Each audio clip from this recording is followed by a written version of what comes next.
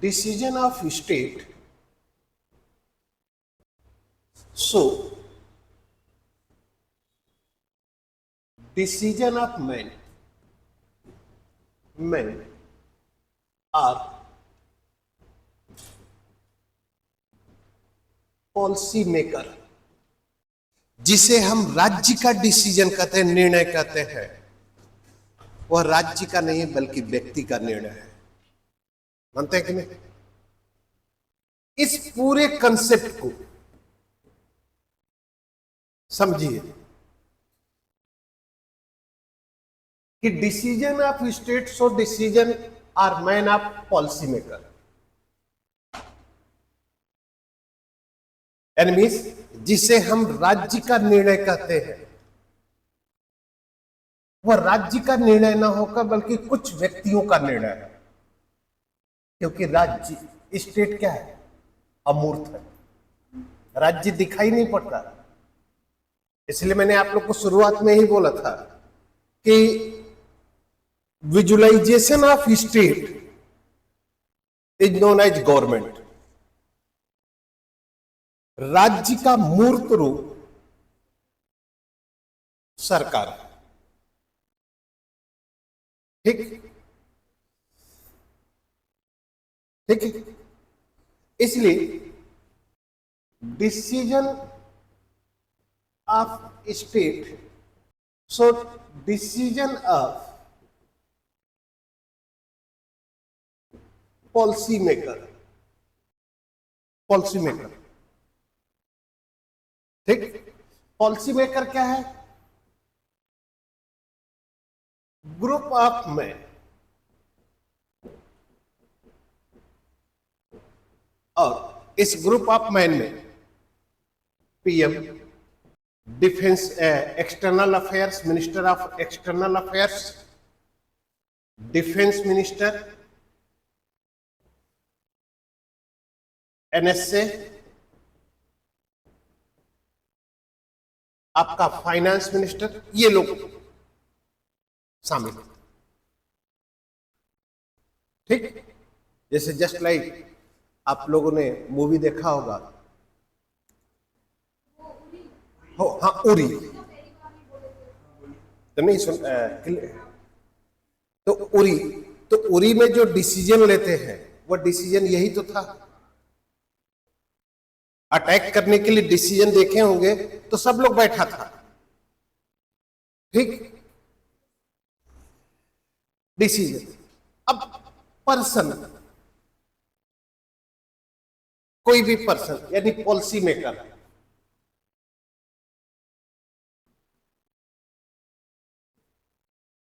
Maker, group of man है, group of man. तो अगर मैन है तो जो बिहेव ऑफ मैन होगा,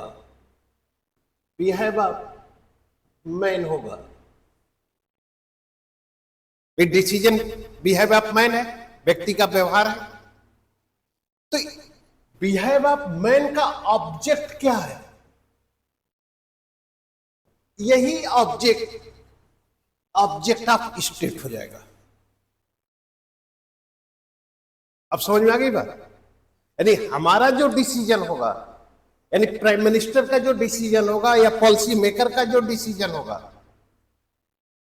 वही ऑब्जेक्ट स्टेट का हो जाएगा। तुम भी एक व्यक्ति हो, ठीक। तुम जो भी डिसीजन लेते हो, उस डिसीजन के पीछे ऑब्जेक्ट क्या होता है? कोई भी डिसीजन। यार अब यहां सोसाइटी या फैमिली का मुद्दा छोड़ दो, अब लेवल थोड़ा सा बहुत नीचे से ऊपर उठ गए हैं हम लोग। अब हमको इंटरनेशनल लेवल पर एक्टिविटीज करनी है। कोई भी आदमी कोई डिसीजन लेता है, जैसे मान लो किसी पार्टी में जाने के लिए हम जो ड्रेस या जो फैशन करते हैं, वो भी तो एक डिसीजन है, उसके पीछे ऑब्जेक्ट क्या है? आपके पास कहीं जाने के लिए ऑप्शन होते हैं, चाहे वो ट्रेन से जाए, चाहे बाई एयर जाए, चाहे आप बाई बस जाए या पर्सनल गाड़ी से जाए, तो उसमें से आप जो चूज करते हैं, डिसीजन का मतलब क्या है? Choose of the different option. It means कि आपके पास किसी प्रॉब्लम के डिफरेंट ऑप्शन होंगे, ये है, ये है, ये है, और उसमें से किसी एक ऑप्शन को चूज करते हैं, और वह ऑप्शन आदमी जब भी चूज करता है वह होता है मैक्सिमम बेनिफिशियल डिसीजन होता है, जो भी हम चूज करेंगे। क्योंकि ये एक प्रॉब्लम है, इस प्रॉब्लम के इतने सॉल्यूशन होंगे, ये चीज ये करेंगे तो ये चीज, इस प्रॉब्लम का ये डायमेंशन होगा, ये चीज अगर करते हैं, ये डिसीजन लेते हैं तो ये चीज हो जाएगी, ये डिसीजन लेते हैं तो ये चीज हो जाएगी, ये डिसीजन लेते हैं तो ये चीज हो जाएगी। अब इसी में से जो सबसे ज्यादा बेनिफिशियल होता है उसी को आप चूज कर लेते हैं, तो आप डिसाइड कर लेते हैं, यही होता है ना। तो जो भी हम डिसीजन ले रहे हैं उस डिसीजन का ऑब्जेक्ट क्या होता है? जैसे 1950 में इंडिया या इंडियन पॉलिसी मेकर्स का जो डिसीजन था, India that is no participation of group politics but India is the making of the free foreign policy in international scenario. India that is no participation of regional and military organs, but India is the making of name-based foreign policy। ये decision ही तो था। भारत शीत युद्ध में शामिल नहीं होगा, यह भारत का डिसीजन था। क्यों नहीं होगा? एक दूसरी बात, भारत सैनिक गुटों का सदस्य नहीं बनेगा, यह भारत का डिसीजन था। तीसरा, भारत अपनी विदेश नीति का जो भी निर्माण करेगा वह नेम बेस करेगा। नेम यानी गुट निरपेक्षता, नेम। तो ये चीजें हमको सिर्फ इतने ही, यही चीज अगर जान जाए तो मैक्सिमम चीजें मैं बता रहा हूं कि आईआर का मैक्सिमम प्रॉब्लम सॉर्ट आउट हो जाएगा आप लोग का। कि जो भी डिसीजन, जो भी पॉलिसी मेकर डिसीजन लेते हैं उस डिसीजन का ऑब्जेक्ट होता क्या है? हर व्यक्ति जो भी डिसीजन लेता है वह अपनी क्षमता या अपने इंपैक्ट को ग्रोइंग अप करता है, अपने पावर को बढ़ाना चाहता है, और कुछ इसलिए भारत अगर कोई डिसीजन लेगा, भारतीय काउंसिल या इंडियन प्राइम मिनिस्टर अगर डिसीजन है, तो इंटरनेशनल लेवल पर इंडिया की पोजीशन अप हो रही है, डाउन हो रही है, ये चीज डिपेंड करती है। इसलिए अब सुनिए, A B C D E ये स्टेट है, स्टेट ऑफ इंटरनेशनल लेवल, अंतरराष्ट्रीय परिवेश पर स्टेट एनिमीज। मान लीजिए ये यूएस हो गया, ये ब्रिटेन हो गया, इंडिया हो गया, पाकिस्तान हो गया, ये सभी स्टेट है। इन सब का ऑब्जेक्ट है, ये भी एक्टिविटीज में पार्टिसिपेट करेंगे कि नहीं?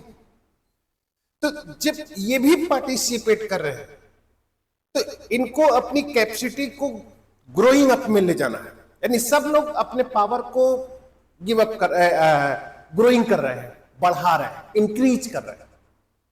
तो यहां पर एक कंसेप्ट हो जाएगा, इंटरनेशनल पॉलिटिक्स और relation is power struggle. Clear? अंतरराष्ट्रीय राजनीति या संबंध क्या है? शक्ति के लिए संघर्ष है। क्लियर हो गया? और ये थॉट, अगर ये व्यू लेकर अगर आप चलेंगे तो इस थॉट को हम रियलिस्टिक थॉट कहते हैं। क्लियर? इस थॉट को क्या कहा जाएगा? रियलिस्टिक कहेंगे। और रियलिस्टिक में जो सबसे बड़ा रियलिस्टिक थिंकर होगा वह है मॉर्गेनथाउ, और इसकी किताब है politics among nation. International level पर सबसे बड़ा रियलिस्टिक थिंकर है पॉलिटिक्स एमंग नेशन। अब समझ में आ गया? यानी जब पूरे विश्व पर लोग जो भी डिसीजन या एक्शन या एक्टिविटीज करेंगे, उन एक्टिविटीज के पीछे सिर्फ एक ही ऑब्जेक्ट है, इंक्रीज द पावर या इंक्रीज द कैपेसिटी। तो इंटरनेशनल लेवल पर पावर स्ट्रगल बनेगा ही। मॉर्गेनथाउ थाउ है, और किताब है इनकी पॉलिटिक्स एमंग नेशन। हाँ, डिफेंस और इकोनॉमिकल बेस, ठीक है। लेकिन प्रेजेंट टाइम में अगर डिफेंस पर चलेंगे, जैसे ही डिफेंस के बेस पर हम स्टेट के पावर को एनालाइज करेंगे, तो आपके दिमाग में तुरंत आ जाना चाहिए कि हम बात कर रहे हैं 1945 से लेकर 1991 का फेज है, और इसे कहते हैं कोल्ड वॉर फेज। इसे क्या कहते हैं? बर्फ का युद्ध। बर्फ का, तो शीत युद्ध का मतलब बर्फ का युद्ध। ग्लेशियर पर जाके लड़ो तो क्या कहोगे? शीत युद्ध। हम बताएंगे आगे। कुछ ऐसे ऐसे एक्शन होंगे, वो सब सिंबल ऑफ कोल्ड वॉर होगा। जैसे फर्स्ट, वो चीज नहीं होती है। शीत युद्ध का एक फंक्शन डिवीजन ऑफ यूरोप, ये कोल्ड वॉर है। वेपन्स कंपटीशन, ये कोल्ड वॉर है। टेक्नोलॉजी कंपटीशन, ये कोल्ड वॉर है। फॉर्मेशन ऑफ मिलिट्री ऑर्गेनाइजेशन, ये कोल्ड वॉर था। आपका डिवीजन ऑफ जर्मनी, ये कोल्ड वॉर है। ये सब कोल्ड वॉर के सिंबल हैं। इसलिए ये कभी भी मत समझिएगा। जैसे मान लो कोल्ड वॉर का एक सिचुएशन में बता, थोड़ा सा एक काम करिएगा, अपने पेज को इस तरह से कर दीजिए, पैरेलल बना लीजिए। थोड़ा सा बहुत बड़ा चार्ट है, इस चार्ट को अगर समझ गए तो समझ लो कि आईआर का कोई भी क्वेश्चन इतना लिख लोगे कि 50 to 60% नंबर मिल जाएगा। पूरा नहीं मिलेगा, लेकिन 50-60% मिल जाएगा। वर्ल्ड 1945 टू, ठीक, इसको दो भाग में हम डिवाइड कर रहे हैं। एक है CWP और एक है PCW। PCW है 1991 से लेकर आज तक, यानी PCW का मतलब है पोस्ट कोल्ड वॉर फेज, और इसको कहेंगे कोल्ड वॉर फेज, यानी मीन्स 1945 टू 1991। क्लियर? अब इस फेज में अगर हम इंटरनेशनल सिनेरियो देखें, अब सवाल खड़ा होता है, क्वेश्चन आपके सामने आ जाएंगे कि हम 1945 से ही क्यों शुरू कर रहे हैं। क्वेश्चन यहां पर है नहीं, यहां पर इसलिए है कि इसके पहले इंटरनेशनल पॉलिटिक्स और इंटरनेशनल रिलेशन था ही नहीं। तो इसका मतलब क्या, इंटरनेशनल लेवल पर स्टेट नहीं थे? नहीं, इसलिए नहीं था कि इसके 1945 के पहले संपूर्ण विश्व पर यूरोप का सुपरमेसी थी, प्रभुत्व था। ठीक, यानी विश्व के जितने भी स्टेट थे वह यूरोपियन स्टेट के कॉलोनीज है। क्लियर? अब वहां पर यूरोप के स्टेट के बीच क्यों ऐसा हो रहा है? ऐसा इसलिए हो रहा है कि इंडस्ट्रियल रिवॉल्यूशन यूरोप में ही हो रहा है, और इंडस्ट्रियल रिवॉल्यूशन अगर यूरोप में हो रहा है तो प्रोडक्शन मेथड ट्रेडिशनल से मॉडर्न प्रोडक्शन मेथड में यूरोप के ही स्टेट जाएंगे कि नहीं? अब यूरोप के स्टेट अपने प्रोडक्शन को बेचने के लिए मार्केट रखेंगे और उस प्रोडक्शन के लिए रॉ मटेरियल लाने के लिए मार्केट की, और इसकी पूर्ति के लिए वह एस्टेब्लिशमेंट ऑफ कॉलोनीज ले रहे हैं, उपनिवेश की स्थापना कर रहे हैं। इसलिए यूरोप के जो स्टेट हैं उनके बीच का जो कन्फ्लिक्ट है वह कन्फ्लिक्ट कॉलोनी में भी दिखाई पड़ता है। जैसे जस्ट लाइक फर्स्ट कर्नाटक वार, सेकंड कर्नाटक वार क्या था? ये ब्रिटेन और फ्रांस के बीच यूरोपीय कॉन्फ्लिक्ट था। वह कॉन्फ्लिक्ट कहां दिख रहा है? इंडिया में दिख रहा है। क्लियर हो रहा है कि नहीं? यानी वहां की लड़ाई कहां लड़ी जा रही है?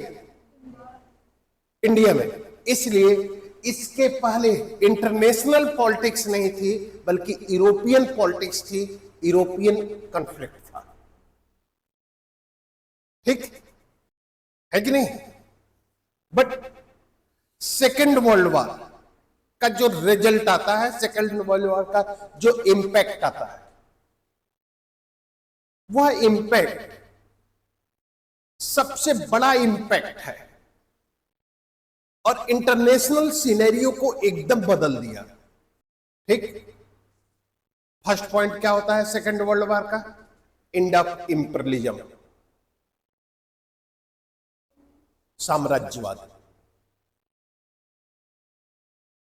साम्राज्यवाद या उपनिवेशवाद का अंत हो गया। ठीक? कहीं पर लिख लो, result of second world war यानी द्वितीय विश्व युद्ध का परिणाम। ठीक? First point, end of imperialism यानी साम्राज्यवाद का अंत, साम्राज्यवाद का अंत। ओरिजिन ऑफ न्यू स्टेट नहीं समझ में आ रहा है? इंडिया सेकेंड वर्ल्ड वॉर के बाद भी एशिया, लैटिन अमेरिका और अफ्रीका के स्टेट नए राज्य के रूप में आ रहे हैं। ये सेकेंड वर्ल्ड वॉर के बाद ही तो हो रहा है। नहीं समझ में आ रहा है तुम लोग को? And origin of new state, second result है नए नए राज्यों का उदय। इसलिए मैंने तुम लोग को पहले ही दिन बोला था कि भारत की स्वतंत्रता में नेशनल मूवमेंट का भी रोल है तो सेकेंड वर्ल्ड वॉर का भी रोल है। याद आ रहा है? क्योंकि सेकेंड वर्ल्ड वॉर का इंपैक्ट किस पर पड़ता है? यूरोप के स्टेट के कैपेबिलिटी को क्या कर रहा है? डिक्रीज कर रहा है कि नहीं? अगर मान लो सेकेंड वर्ल्ड वॉर में, सेकेंड वर्ल्ड वॉर की पोजीशन में अगर ब्रिटेन की पोजीशन डाउनफॉल में नहीं आती तो क्या ब्रिटेन भारत पर से अपने प्रभुत्व को छोड़ता? बताइए। तो भारत की स्वतंत्रता में, भारत की जो फ्रीडम में अगर नेशनल मूवमेंट का रोल है तो सेकेंड वर्ल्ड वॉर का भी है। जैसे सपोज दें, एक चीज बता, हम कितना भी, ब्रिटेन कितना भी कमजोर हो गया होता, सुनना, ब्रिटेन कितना भी कमजोर हो गया होता, हम यूनाइट नहीं होते तब भी हम स्वतंत्र हो पाते। हम कितना भी यूनाइट हो जाएं, ब्रिटेन कमजोर नहीं होता तब भी हम स्वतंत्र हो पाते। तो हमारी स्वतंत्रता में किसका रोल है? Second world war and national movement दोनों। इसलिए कभी भी इंडिविजुअल डायमेंशन पर मत चलिएगा। चलिए ठीक है, दोनों है, दोनों का रोल है। 50% अगर सेकेंड वर्ल्ड वॉर का है तो 50% हमारा नेशनल मूवमेंट का भी है। ठीक। Third point, division of world, इसका मतलब समझ रहे? डिवीजन ऑफ वर्ल्ड का मतलब कि एक तरफ हो गया ईस्ट कंट्री, एक तरफ हो गया वेस्ट कंट्री। ईस्ट और वेस्ट का डिवीजन है। ईस्ट एंड वेस्ट का डिवीजन कौन करता है? ईस्ट एंड वेस्ट का डिवीजन बर्लिन वॉल करती है, और बर्लिन वॉल का फॉर्मेशन स्टालिन किया है। ये कर लीजिए, बर्लिन वॉल। तो बर्लिन वॉल ही तो नॉर्थ और east east and west Germany को डिवाइड करता है।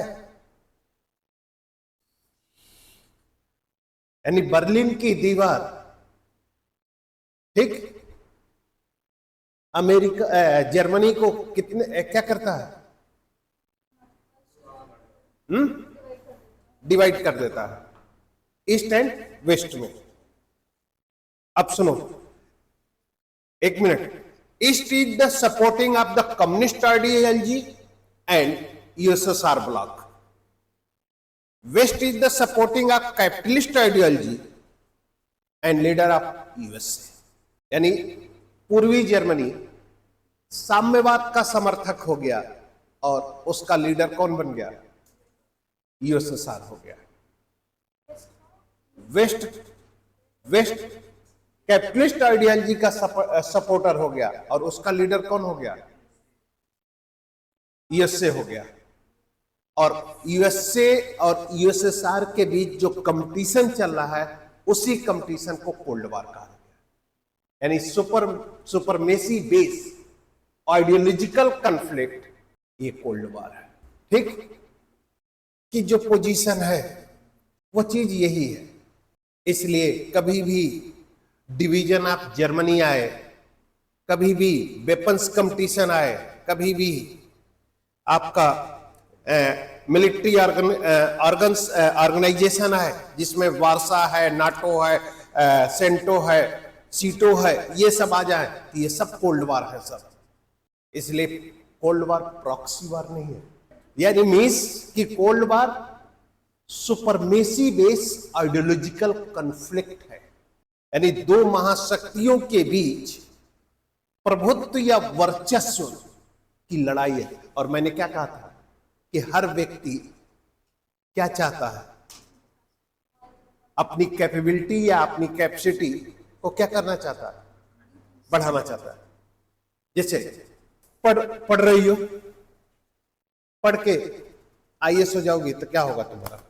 2 पैर की जगह पर 4 पैर हो जाएंगे, 2 हाथ की जगह पर 4 हाथ हो जाएंगे, 2 आंख की जगह पर 4 आंख हो जाएंगे, लखनऊ की जगह पर दिल्ली में चली जाओगी। ये हो सकता है, ये हो सकता है, लेकिन फिर भी आइडेंटिफिकेशन लखनऊ ही रहेगी।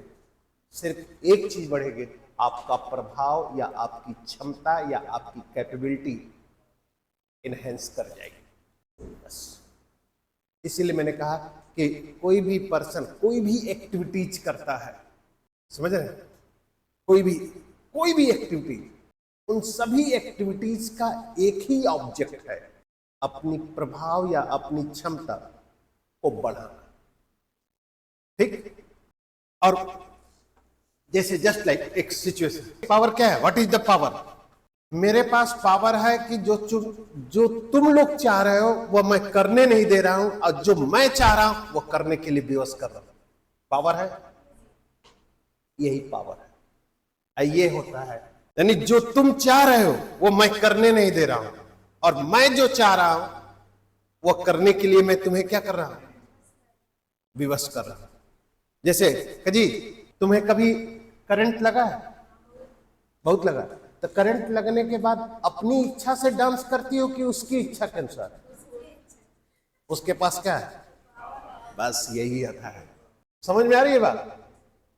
कि जो तुम चाह रहे हो मैं करने नहीं दे रहा हूं, और मैं जो चाह रहा हूं वो करने के लिए, इसका मतलब कि मेरे पास वह कैपेबिलिटी है। तो ये चीजें, और ये कैपेबिलिटी इनहेंस कब करेगी? नहीं, इंटरनेशनल ये इनहेंस तब करेगी जब हमारी नीड्स फुलफिल हो जाए। हमारी नीड्स है आईएएस बनना, आईएएस बन गए तो हमारी कैपेबिलिटी क्या हो गई? नहीं, वो एक डायमेंशन से वो सही है, जब डेवलपमेंट करेगा तो कैपेसिटी ही तो करेगी, लेकिन वह चीज अलग है। यहां पर जैसे सपोज दैट उस समय क्या था, हम किसी के साथ चीटिंग करते थे, क्या करते थे, तो बहुत निगेटिव व्यू रखा जाता था। आज क्या है, हम चीटिंग करते हैं, आपको मूर्ख बनाते हैं, तो ये कहेंगे हमको कि you are the practical person. ये नहीं कहेंगे कि बहुत धूर्त है, कहेगा कि प्रैक्टिकल आदमी है।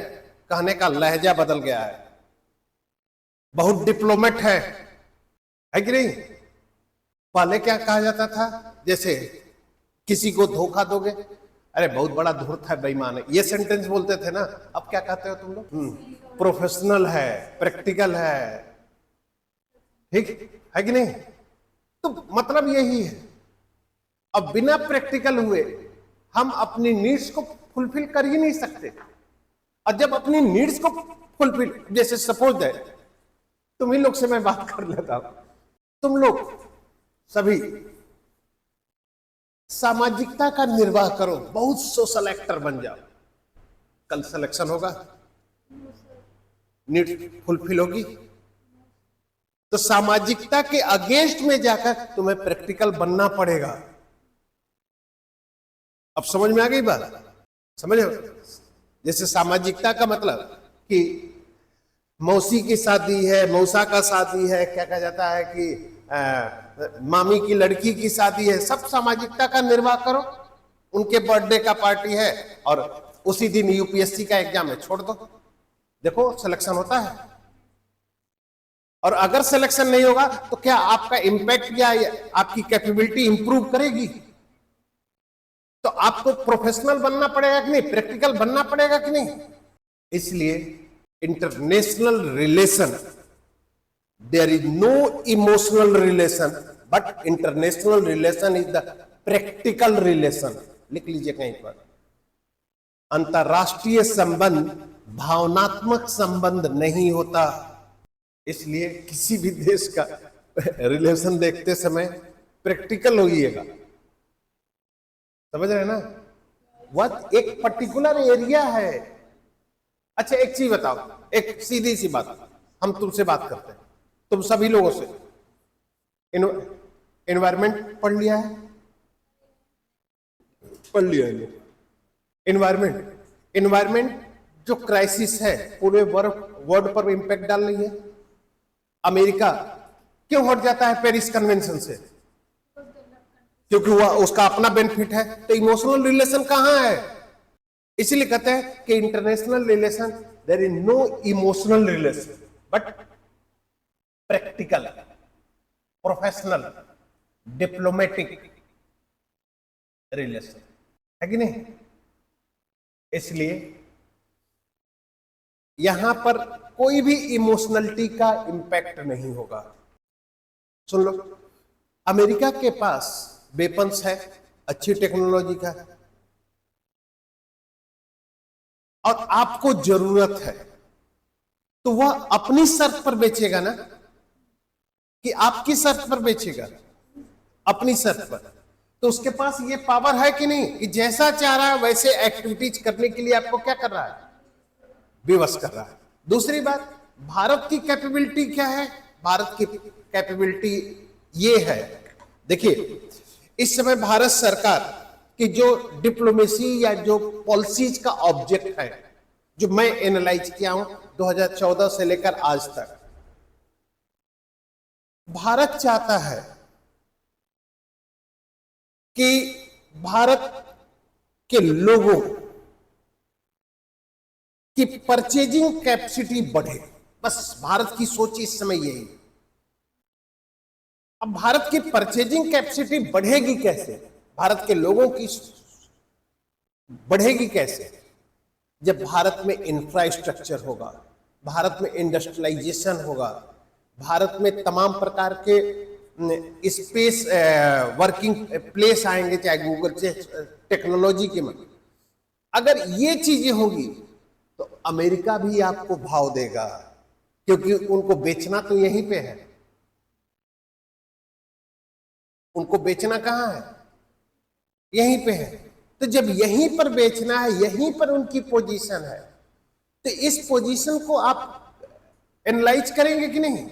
इसलिए भारत का इंपॉर्टेंस यही है कि भारत के पास 140 करोड़ कस्टमर है, समझे? और इस कस्टमर के पास खरीदने की क्या है? कैपेसिटी है। तो अमेरिका या जितने भी इंडस्ट्रियल स्टेट है, जितने भी कैपिटलिस्ट स्टेट है, वह सब भारत में अपना इन्वेस्टमेंट करेंगे कि नहीं? ठीक, अब करेंगे तो भारत भी बेनिफिट में लेगा। तो ये सब पोजीशन है, ये सब चीजें हैं। इसलिए एक तरफ दो चीजें होंगी, दो चीजें होंगी यहां पर। एक होगा कि इंप्रूव द कैपेसिटी, हमारा ऑब्जेक्ट होगा इंप्रूव द कैपेसिटी, ठीक है। और दूसरा एक ऑब्जेक्ट होता है कि दूसरा अपनी कैपेसिटी को इंप्रूव न कर पाए। दो डायमेंशन चलते हैं इंटरनेशनल लेवल पर। हम अपने इंटरेस्ट को पूरा करते हैं, जैसे आप लोग, तुम लोग सोचो, चाहते हो हम आईएएस बन जाए, बगल वाला ना बने, ये होता है डायमेंशन ना?